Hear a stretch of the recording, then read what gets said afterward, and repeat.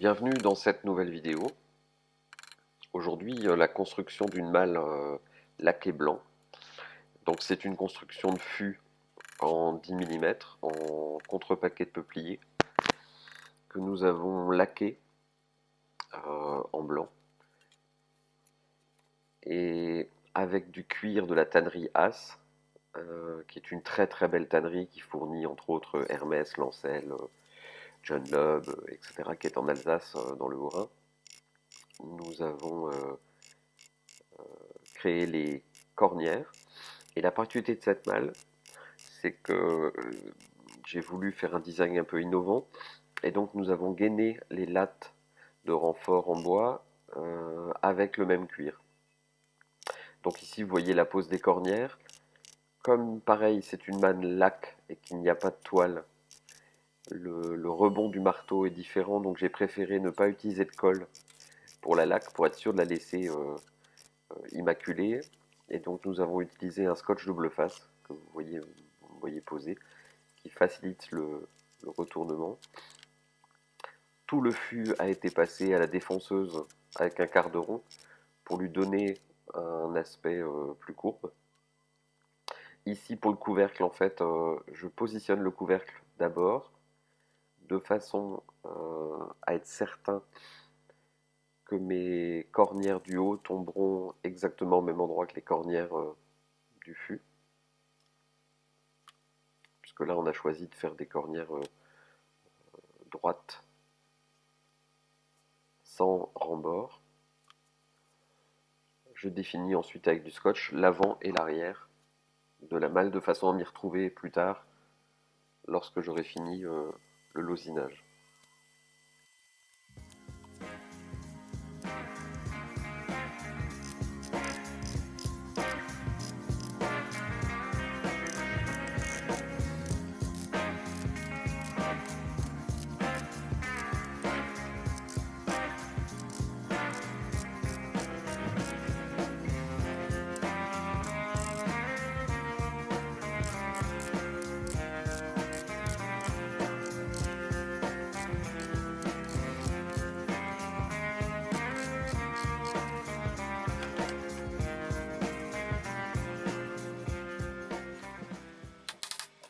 Ici un exemple typique de pose de cornière.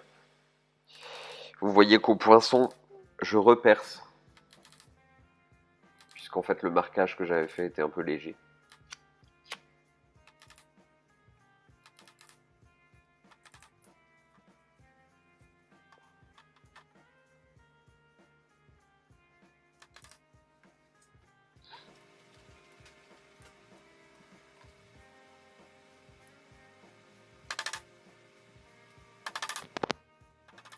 Maintenant que le losinage est terminé, alors le losinage, entendons-nous bien, hein, c'est une expression, parce que bien évidemment là les cornières sont en cuir, hein, c'est pas de la losine.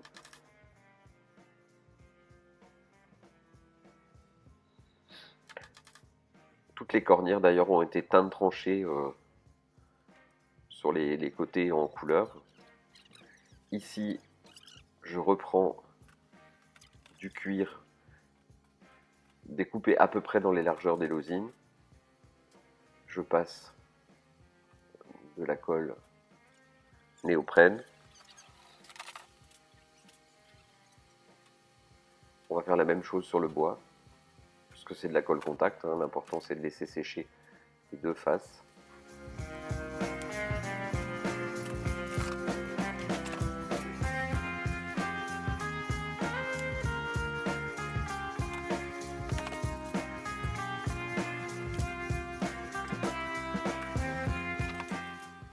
Donc là c'est des lattes en hêtre qui ont été d'abord mis à mesure et ensuite biseautés pour pouvoir accueillir les équerres.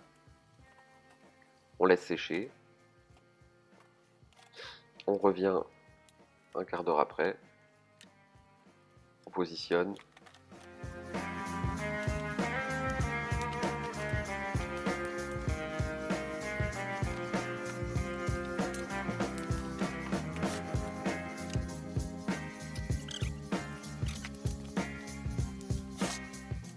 Là, il faut une lame très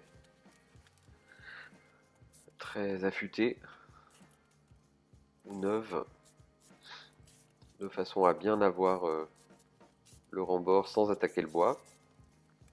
Et ensuite, l'ensemble des bords du cuir seront teints de tranchées et marqués comme une tranche de poignet.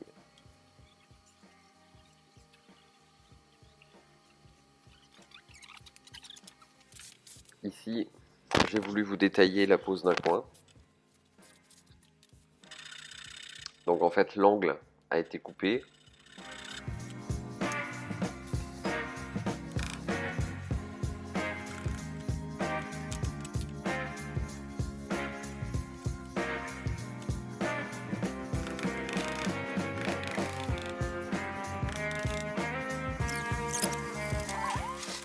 Là,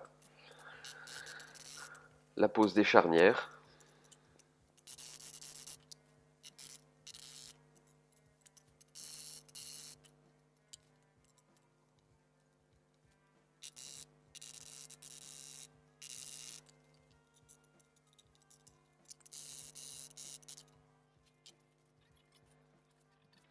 La pose des lattes dessous.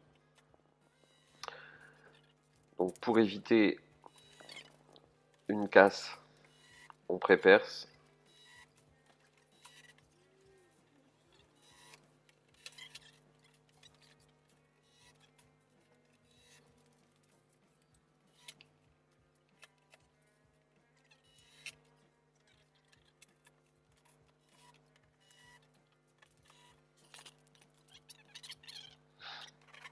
On coupe l'angle.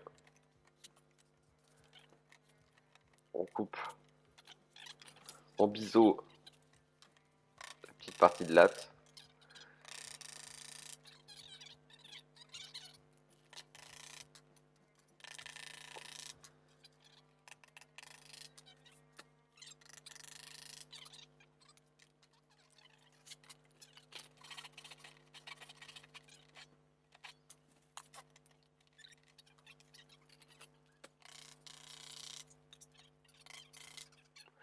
L'ensemble des clous sont posés de façon à tomber dans la chair de l'épaisseur du bois du fût, de façon à ne pas avoir besoin d'être retourné.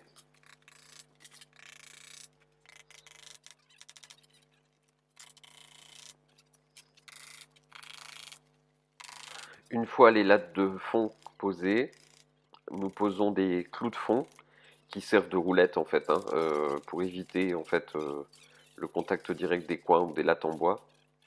Historiquement, ça servait à éviter l'humidité. Puis nous posons la serrure.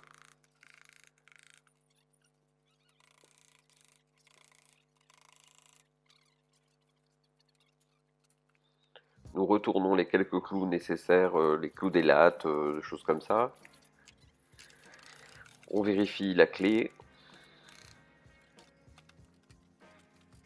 Et on perce l'emplacement du pêne de la serrure, de façon à ce que le petit moraillon puisse rentrer correctement.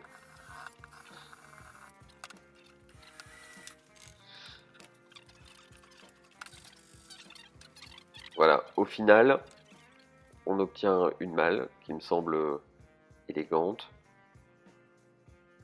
Le capitonnage intérieur lui confère un aspect plus luxueux.